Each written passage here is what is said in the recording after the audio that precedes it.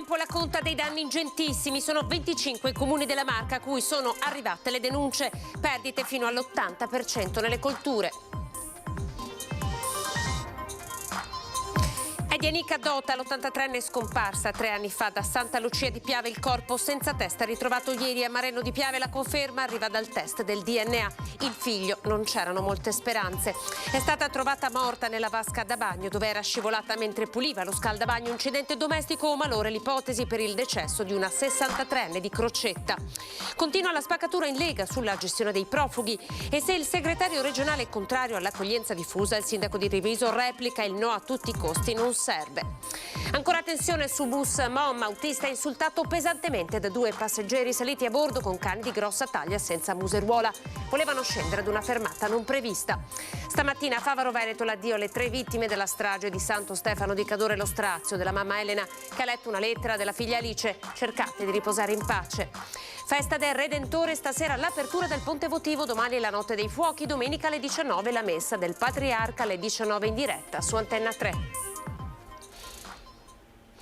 TG Treviso, buonasera, ben ritrovati in diretta con l'informazione di Antenna 3 Nord-Est. Partiamo dal maltempo. Ieri avete visto le immagini dei danni causati alle città e comuni di tutta la provincia. Oggi è il giorno della conta dei danni che sono arrivati attraverso delle denunce da 25 comuni della Marca trevigiana. Partiamo già da Nervesa e arriviamo a Cessalta. Praticamente la nostra provincia è stata totalmente attraversata. È il giorno della conta dei danni oggi, con il sole che picchia forte sui filari abbattuti a terra dal vento, distese di viti con grappoli straziati impigliati tra loro. I danni sono diversi. C'è chi ha perso il 30% del raccolto, chi fino all'80%. Solo una questione di fortuna perché la tempesta di vento si è mossa in una direzione precisa. Sono 25 i comuni della Marca dai quali sono arrivate denunce, 8 quelli del Vicentino. 10.000 gli agricoltori che rappresenta oggi il Consorzio di Difesa Treviso-Vicenza Belluno. Fortunatamente ci sono tante aziende oggi, qui soprattutto nella sinistra Piave, che sono assicurate. Parliamo dei nostri comuni Santa Lucia, Mareno, Vazzola, che sono stati fortemente con Cimo ad Olmo. Oggi le aziende che si assicurano sono circa il 70-80%, sono tante per fortuna. Ora per rimettere in piedi i tralci bisogna fare presto. I materiali necessari potrebbero però non esserci per tutti. Bisogna trovare i pali, allora c'è la corsa nel cercare comunque di recuperare anche i pali vecchi se troviamo, perché oggi bisogna rimettere in piedi velocemente questo vigneto per poter fare i trattamenti per salvare il salvabile. Noi dobbiamo salvare il prodotto per quest'anno, quello che riusciamo a salvare, ma soprattutto dobbiamo pensare a un altro anno, perché nell'altro anno l'uva si fa con le viti sane. Dai pali a rame utilizzato come cicatrizzante. Questa mattina sentivo questo rumore in giro, c'erano i trattori che partivano e cercavano di distribuire lo zolfo ventilato, che è un vecchio anticrittogrammico ma comunque sempre efficace. Dobbiamo proteggere le piante dalle peronospore, dalle infezioni, ma soprattutto anche dall'oidio. Danni ai frutti, ma anche alle strutture. Per questi il Consorzio ha attivato un fondo mutualistico per indennizzare ad ettaro le aziende e sostenere i costi che serviranno per ripartire. Vogliamo dire ai nostri soci,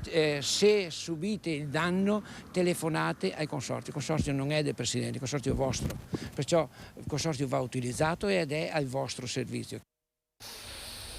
E poi ci sono le tante storie degli agricoltori che hanno lanciato una vera e propria maratona di solidarietà gli uni con gli altri per darsi una mano appunto per il reperimento ad esempio dei pali. Andiamo a vedere ancora a Santa Lucia di Piave che cosa è accaduto.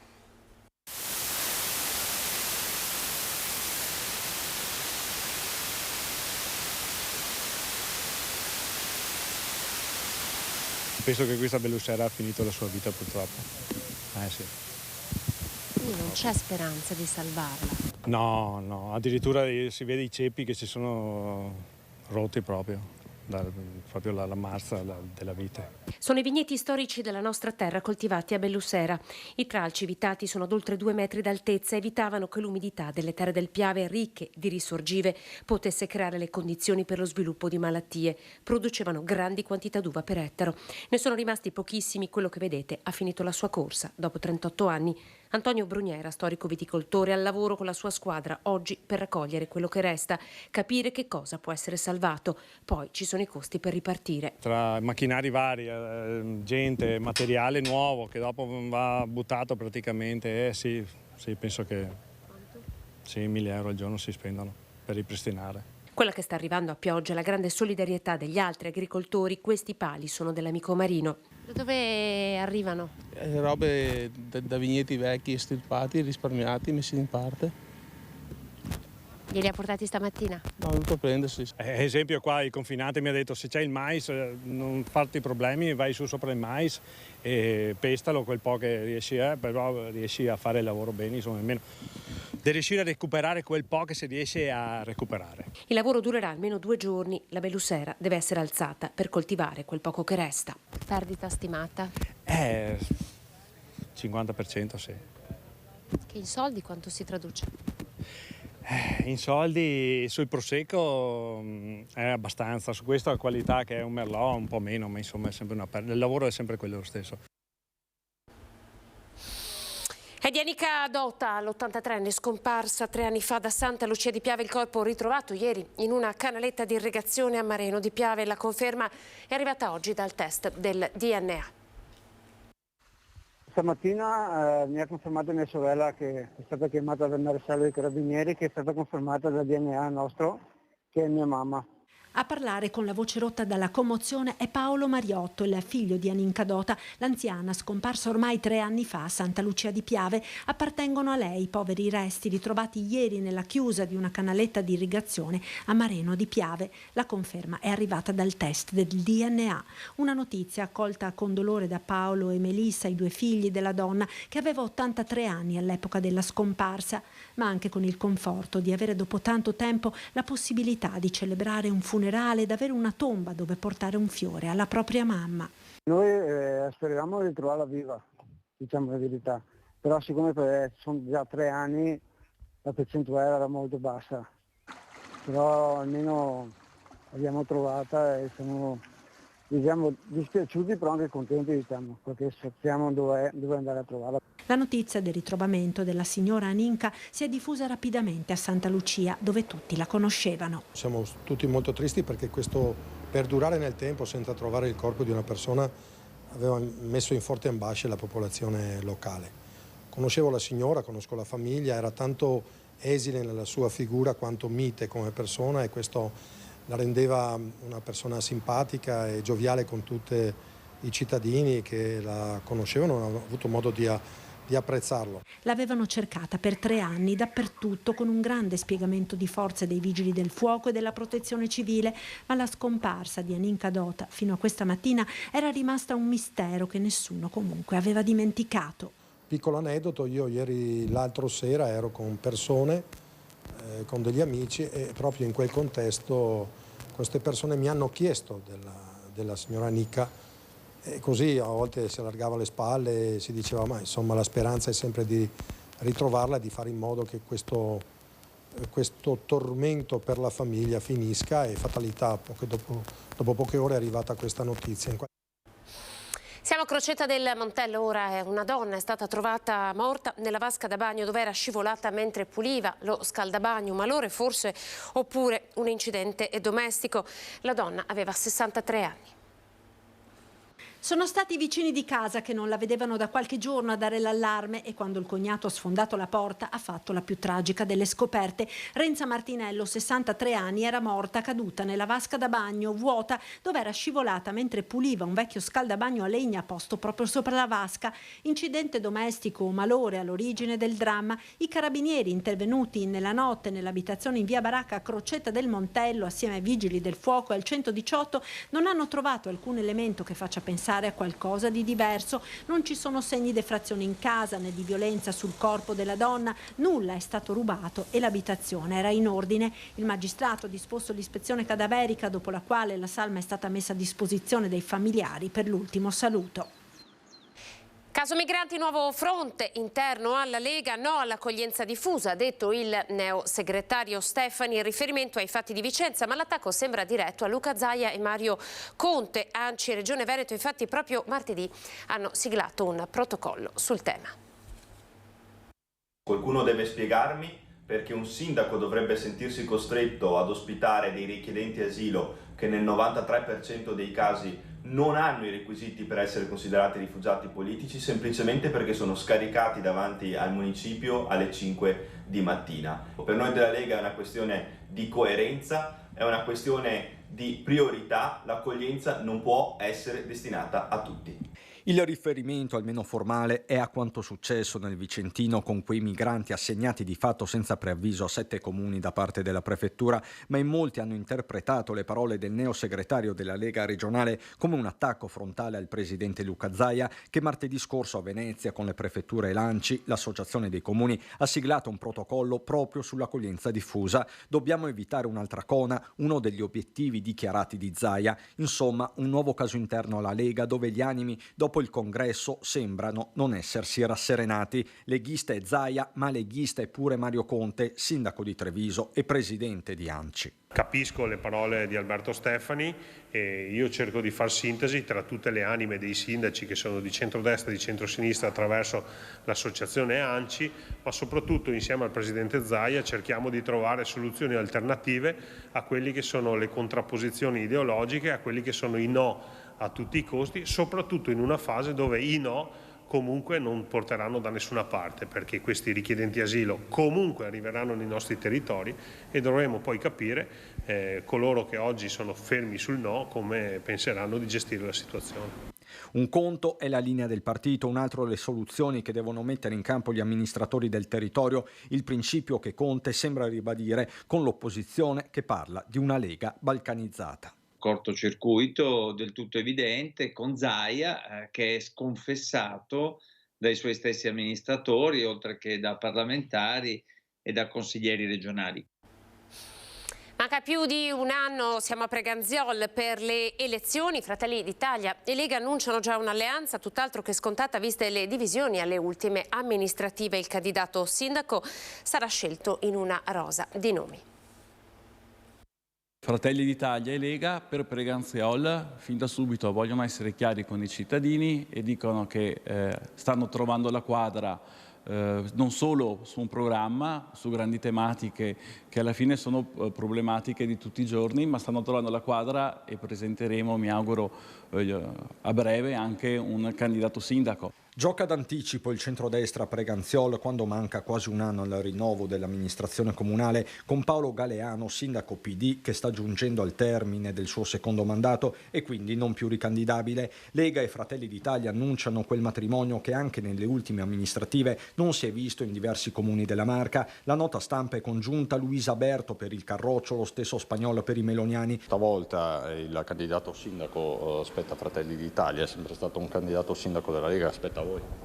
Non facciamo queste considerazioni, in questo momento stiamo vagliando una rosa di nominativi, sarà il miglior candidato che rappresenta la coalizione di centrodestra Preganziol. Senza dubbio il percorso è ancora lungo e i rapporti di forza tutti da stabilire. Lo stesso candidato sindaco non è certo un dettaglio, dissimulazione a parte. Sarà una lunga campagna elettorale, se qualcuno pensa che la lunga campagna elettorale porti a scoppiare quello che atleticamente viene chiamata la lepre, no, noi siamo determinati, lo siamo sempre stati, veniamo da lontano, sappiamo far politica dalla base, dal territorio, stare tra le persone e 11 mesi di campagna elettorale a noi non spaventano perché per noi il territorio e le persone sono la cosa che contano. Inizia quindi la campagna elettorale in quella che è rimasta l'unica roccaforte Dem lungo l'asse del Terraglio. Il rischio: ritrovarsi con il fiato corto.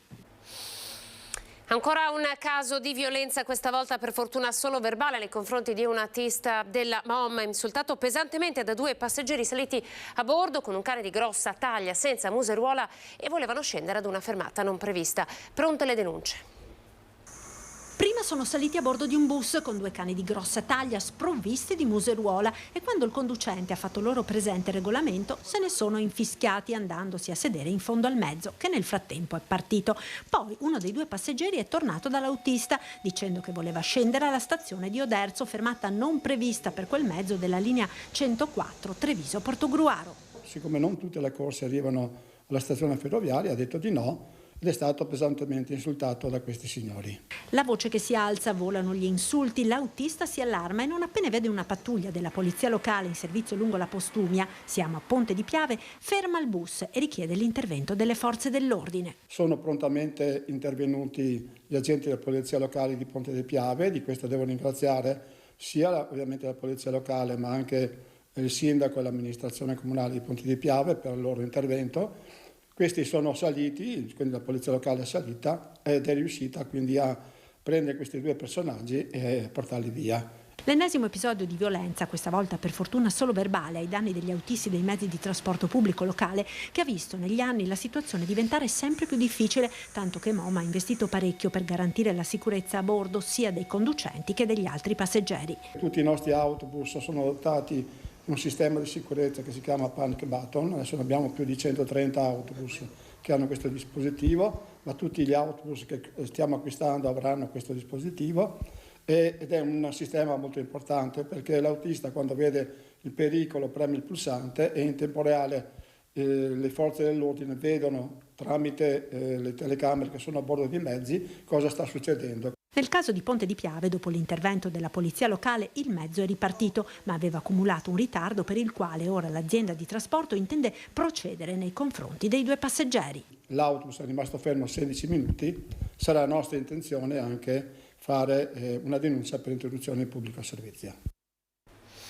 Era senza biglietto, rifiutava di farne uno a bordo, ha creato un certo scompiglio. Nei giorni scorsi un cittadino sudafricano di 30 anni in treno nella linea Vicenza-Treviso. Il personale di bordo ha deciso di fermare il treno alla stazione di Castelfranco Veneto per farlo scendere, ma vista la resistenza c'è stato bisogno dell'intervento della polizia locale. Nel frattempo il convoglio è rimasto fermo per oltre 20 minuti. Alla fine il trentenne è stato fatto scendere dal treno e denunciato per interruzione di pubblico servizio, resistenza e permanenza illegale sul suolo italiano. Slow Mob è la maratona di protesta che è durata 8 ore, indetta dalla CGIL di Treviso, microfoni aperti dalle 10 alle 18 per sollevare criticità e offrire soluzioni sulle questioni che attanagliano il confronto con il governo. Peso dell'inflazione sui redditi dei trevigiani, potere d'acquisto, precarietà, situazione sanitaria, sicurezza sul lavoro sono stati i punti cardine a cui è stata data voce dalla CGIL nella protesta indetta in piazza Aldo Moro a Treviso. 8 ore di mobilitazione e microfoni aperti alla cittadinanza in cui sono stati esposti problemi e criticità. Abbiamo voluto trasformare quello che di solito chiudiamo con un comizio e con o con un convegno fatto da esperti, lo abbiamo voluto rappresentare e raffigurare dalla voce viva di cittadini comuni. Obiettivo: mettere insieme un mosaico di protesta e di proposta. Dal mondo della scuola sollevato il problema del personale, dai docenti ai collaboratori scolastici. Ogni anno si dice che non ci saranno problemi dal 1° di settembre e ogni anno invece vediamo che ci sono un sacco di precariato. Abbiamo visto che i posti di ruolo non sono sufficienti, o meglio ci sono ma non vengono coperti. Perché? Perché i concorsi e le modalità di reclutamento cambiano di volta in volta e questo precludono la certezza di tempi certi per concludere appunto i concorsi e di conseguenza avere graduatorie da cui attingere per mettere in ruolo il personale. Voce anche alla situazione dei pensionati, che chiedono un confronto vero sulla riforma delle pensioni, ancora in attesa dell'ok da parte del Ministero del Lavoro. Noi pensionati non abbiamo visto molto bene il taglio che è stato fatto all'inizio dell'anno per le pensioni medie, quelle che superano i 1.500 euro al mese. Lì c'è stato un furto che è stato fatto per poter fare la flat tax e questo secondo noi è sbagliatissimo. Ma per il sindacato le soluzioni ai problemi esistono. Tutte queste questioni devono essere risolte provando a trovare le risorse economiche che ben ci sono e soprattutto le risorse economiche devono essere messe in maniera differentemente da come è stato fatto fino adesso, provando a redistribuire, andando a prendere le risorse da chi ha fatto gli extra profitti. Ci fermiamo per pochi secondi di pubblicità, tra poco. TG Treviso, ben ritrovati, ci spostiamo con le immagini alla Fiera di Padova dove oggi è andato in scena il concorso per medici neolaureati per formare le graduatorie per la specializzazione. C'erano anche tantissimi trevigiani. Neurochirurgia in teoria, quello è il piano A, il piano B e il piano C anche al momento. Perché sono ancora nel limbo dell'indecisione e vediamo sulla base di come andrà, a me piace la medicina, quindi vediamo insomma quale sarà il mio futuro. Ecco. C'è chi è sicuro della strada da intraprendere, chi un po' meno. Sono alcuni degli 837 candidati che in fiera hanno partecipato alla giornata nazionale per entrare nella graduatoria delle scuole di specializzazione. Il loro lavoro è quello di rispondere a dei quiz che gli permetta di superare l'esame, ma soprattutto di entrare in una graduatoria che gli permetterà di accedere a diverse sedi a seconda della graduatoria in tutto il territorio nazionale. 140 domande a risposta multipla in 210 minuti. Questa la prova a cui hanno partecipato i laureati in medicina.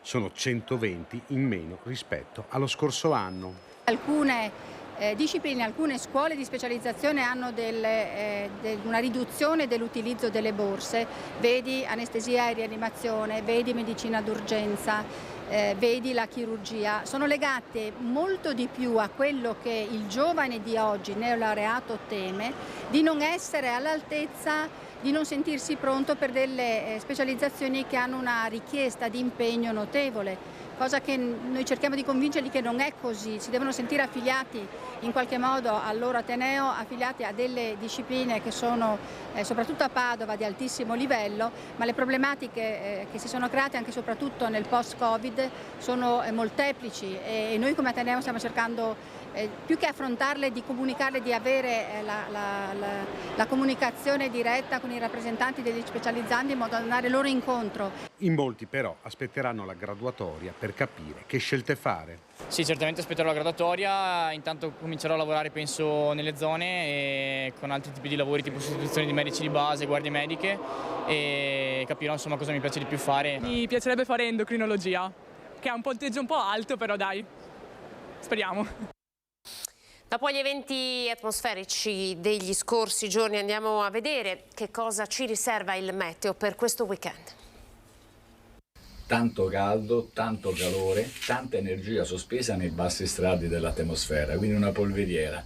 Cosa succede? Succede che poi questa polveriera viene accesa e la miccia è qualche impulso di aria più fresca, quello che è successo, e quindi si scarica del calore, dell'energia con fenomeni anche intensi. C'è stato una diminuzione naturalmente con gli effetti temporaleschi di questa energia, di questo calore, però la situazione cambia poco. Ancora un'alta pressione, soprattutto di origine africana, quindi aspettiamoci ancora tempo stabile per sabato e per domenica, cielo sereno, cielo soleggiato, e soleggiato sarà anche quasi tutta la prossima settimana. Attenzione però a questa situazione, ancora i bassi strati si pian pianino ricaricheranno di energia, di umidità, e quindi saranno ancora le condizioni poi nel corso del fine della prossima settimana ancora di possibili temporali. I venti sono deboli, direzione variabile, con un po' di brezza lungo le coste, fortunatamente.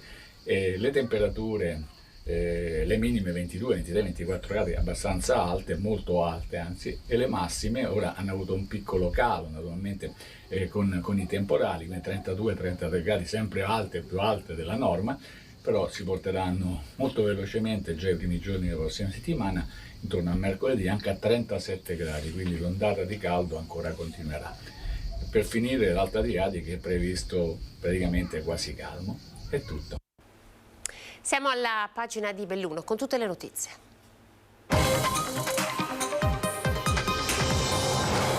Subito a Favaro Veneto con i funerali delle 3 vittime della strage di Santo Stefano di Cadore. Vediamo.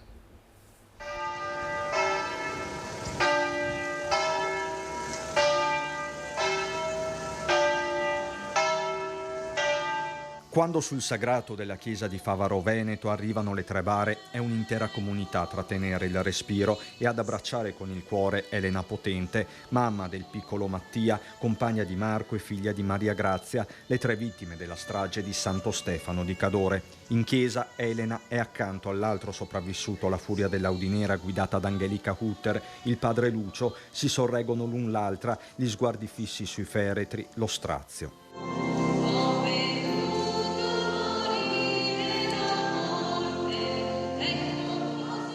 Un dolore enorme e condiviso con la famiglia Antoniello, i genitori di Marco, Ida e Luigi, i figli e l'ex compagna, il fratello Rocco e don Giuseppe Simone, che ben li conosce, a dare voce al loro smarrimento. Pochi i riferimenti ad Angelica, un conto è l'inchiesta, un altro il dolore. Non è ancora il tempo né del perdono né del giudizio, solo quello della fede e del battesimo, ricevuto da Mattia poco più di un anno fa. Abbiamo letto e sentito tante ricostruzioni dell'accaduto, ma questo non ci restituisce le persone care che abbiamo perduto.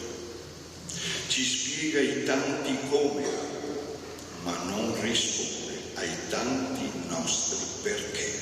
Che cosa si può dire davanti alla morte di un bambino, la cui vita era appena sbocciata? E a quel bambino, al suo papà e alla nonna la lettera di Alice, figlia di Elena, che fa la seconda media. A leggerla è proprio Elena, che trova la forza di salire sull'altare, accompagnata da Rocco, fratello di Marco. Mattia, ciao Pecoretto, spero tu possa giocare libero con tutti i giocattoli del mondo.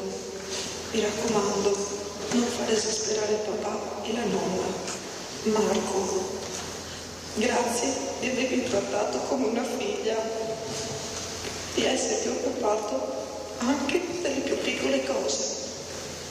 E ora a mia nonna, che dire, non ti riposi mai, eh?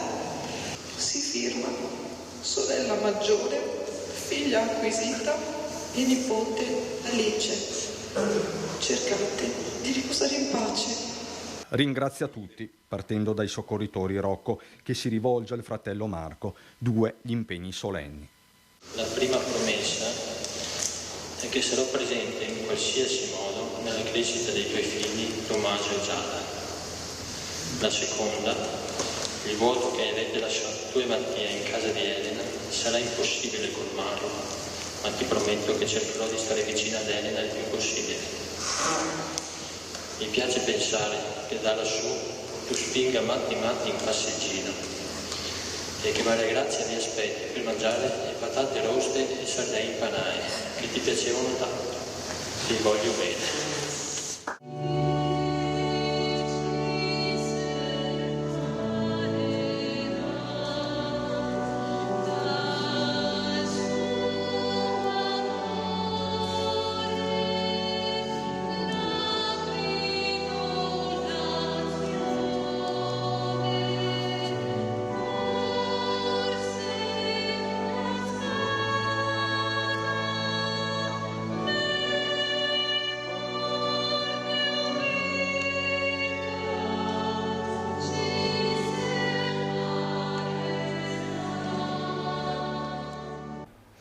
Nessuno tra i presenti, sindaci in primis a parole, soltanto tanto dolore dicono tra le lacrime, ma è fondamentale pensare alla sicurezza sulle strade.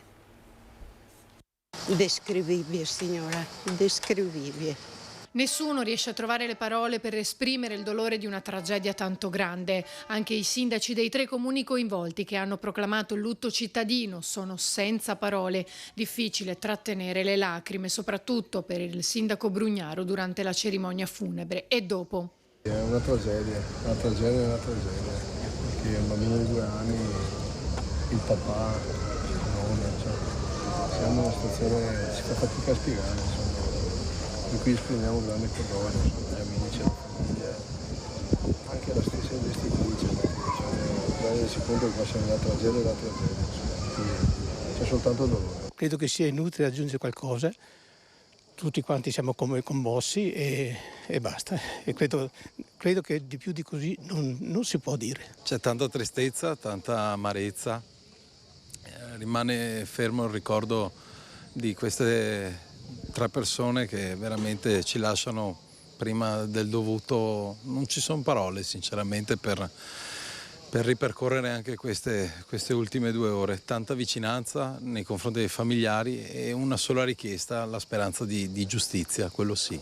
Giustizia, ma si è parlato anche di sicurezza sulle strade, a partire da Don Giuseppe nella sua toccante omelia. Tanta partecipazione e tanta solidarietà, e credo che quello che ha chiesto Elena Potente, cioè stateci vicini, il gesto e la presenza di tante famiglie, di tante persone, di 3 amministrazioni che mi avevano ovviamente autorizzato a portare i saluti anche da parte del prefetto, insomma, e di tutti coloro che si sono messi a disposizione per aiutare questo saluto, queste esequie a queste 3 vittime innocenti. E ha messo un cenno importante Don Giuseppe. Quando si va in macchina, quando si è su una strada, dovremo riflettere un po' di più. La cosa più importante da dire è il tema della sicurezza, lo dico ai giovani, soprattutto state attenti in macchina, state attenti per la strada. Questi camminavano tranquilli su un marciapiede, purtroppo la sicurezza non è mai finito di prendere, la vita umana è importante. La comunità di Favaro si è dimostrata unita e presente da subito e così continuerà a fare. La comunità di Favaro starà sempre al fianco della famiglia di Elena, ma anche delle famiglie che sono state coinvolte da questo dramma tremendo, e ci siamo tutti. Ieri sera alla fiaccolata eravamo più di 3.000 persone e quindi sì, anche questo è un segno tangibile che vogliamo stare vicini ai familiari, ma vogliamo veramente continuare a stare vicini per il dopo ai familiari e alle famiglie coinvolte da questo dramma tremendo. Allora andiamo con le immagini alla fiaccolata, quasi 3.000 persone tra Dese e Favaro Veneto. Non abbiamo più lacrime da piangere, insomma, perché sta un colpo veramente grosso. Suo fratello come sta? Mio fratello l'ho sentito anche 10 minuti fa, e lui sembra tranquillo, però dentro di lui, cioè, quando si gira è solo a casa. Comunque cerchiamo di dargli forza, di consolarlo, cioè, in qualche maniera. Rabbia sicuramente sì, però delle volte, parlo personalmente, faccio dei pensieri, dico ma sta ragazza, cioè, non sono capace di capacitarmi di dire ma come vive, come si comporta, i parenti, cioè, i familiari suoi, diciamo, ma nessuno sa più niente, cioè, va tutto a silenziarsi. Aspettiamo gli eventi, aspettiamo cosa che succede. Non è che colpendo lei adesso risorge tutto, però un minimo di come si dice, piccole soddisfazioni, di dire almeno l'hanno punita, cioè ha sbagliato, e giustamente uno che sbaglia bisogna che sia anche punito. Avete il timore che potrebbe non essere così, invece che potrebbe non essere punita? La giustizia insomma, bisogna anche ascoltarla qualche volta, dai, non è che sempre che buttiamo sempre fango sulla giustizia, qualche volta bisogna anche crederci.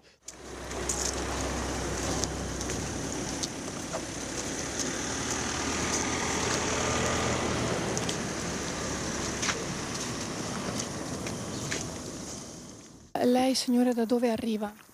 Io da Casale sul Sile. Addirittura dal Trevigiano ha voluto essere qui oggi. Lei conosceva una delle... Chi conosce? Tutti e 3 li conoscevo, e conosco anche il papà della signora. È stato una botta tremenda, perché mettersi nei panni di chi è sopravvissuto è una cosa che non si può descrivere.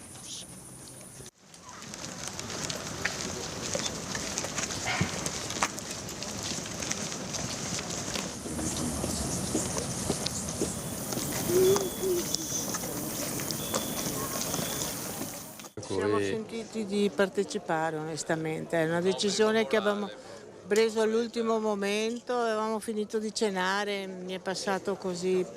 Troppo grande la tragedia, per cui non si poteva rimanere così indifferenti, insomma. Non riesco a parlare, mi vengono i brividi solo al pensiero, mi passano alla mente tutte le cose belle che abbiamo vissuto assieme, che abbiamo passato. Com'era Marco? Fantastico. Era sempre sorridente, sempre, non era mai arrabbiato con nessuno.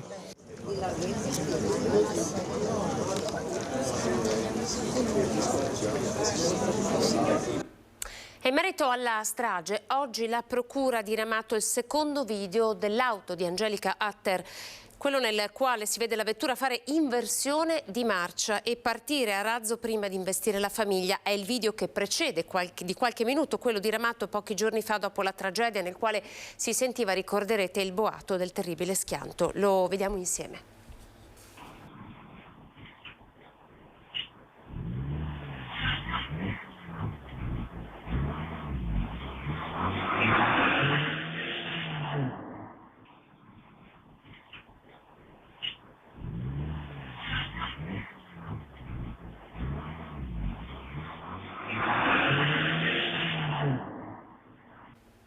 Ecco, un video molto breve, come vi dicevo, diramato oggi dalla Procura. E c'è cordoglio in provincia di Belluno per la morte di Arrigo Cadore. La notizia è stata diffusa nel pomeriggio. Cadore è stato presidente dell'ANA Belluno dal 2002 al 2012, poi è diventato presidente emerito, era iscritto all'ANA dal 1962. Con Arrigo Cadore se ne va un'altra grande figura del nostro territorio, così ha detto il presidente della provincia di Belluno, Roberto Padrin. E domani è il giorno del Pride per Belluno, andando in senso opposto al fenomeno spesso denunciato dello spopolamento delle terre alte. Sarà l'occasione di dimostrarsi inclusiva. Domani, sabato, è il giorno del Pride a Belluno, primo vero appuntamento che Francesco Zerilli affronterà da questore, ruolo che ha assunto per la prima volta proprio con l'incarico assegnatogli a Belluno, dopo un'importante gavetta prima nei commissariati della Roma, di cui è originario, e poi come responsabile della Polizia Ferroviaria del Veneto. Appuntamento che, peraltro, non ritiene necessiti alcuna azione particolare di prevenzione. Un evento che so che è in programma, che verrà assolutamente, si farà in modo, ripeto, come per qualsiasi altra situazione dove comunque c'è il richiamo, la presenza di tanta gente, noi assicureremo semplicemente quella cornice che consente che tutto avvenga nella maniera più tranquilla e più regolare possibile.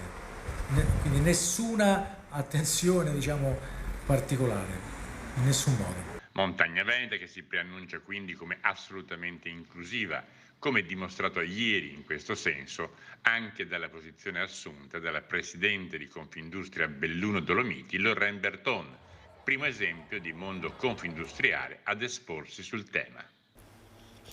Non rallentano le polemiche sulle Olimpiadi invernali del 2026. Questa volta a dover intervenire è la società Infrastrutture Milano Cortina 2026 a causa di notizie definite inesatte diffuse sulla carta stampata a tutela della propria reputazione. In un quotidiano si legge di utili record nello studio pubblico sulla pista da bob, ma i calcoli sono sbagliati, dai dati corretti perdite per 2 milioni in 6 anni. Che viene detto non corrisponde alla verità dei fatti. In un altro viene definito falso e denigratorio affermare che il sito web di Simico non venga aggiornato in quanto basterebbe una verifica in tempo reale per constatare come tutte le attività svolte in questi mesi siano state pubblicate.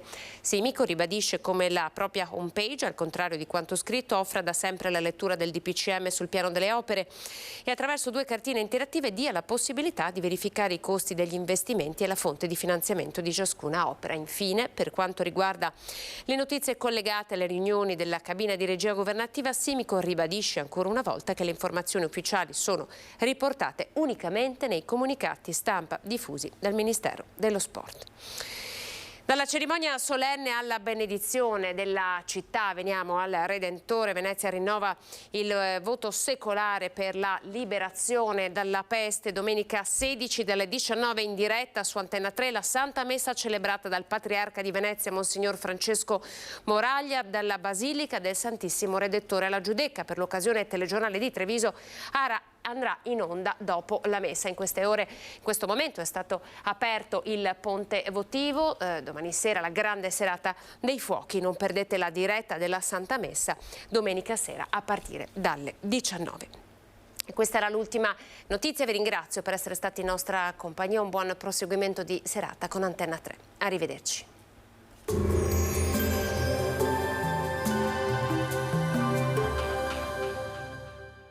Entra nel mondo Lolato.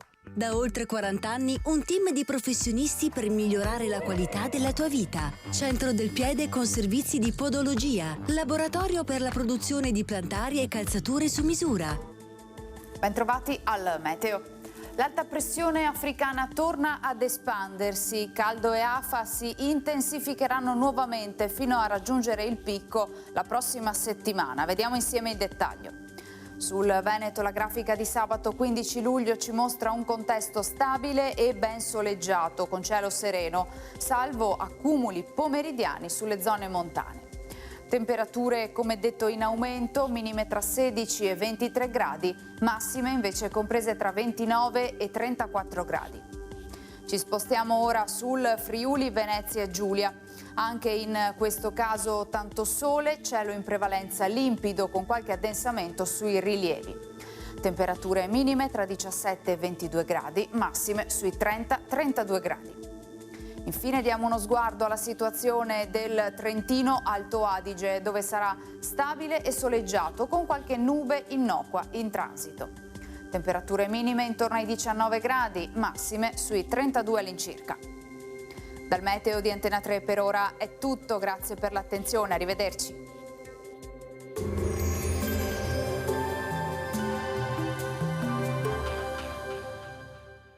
Busti, tutori e protesi di arto personalizzati. Ortopedia e sanitaria Lolato. A Treviso e Montebelluna. Lolato, soluzioni per star bene.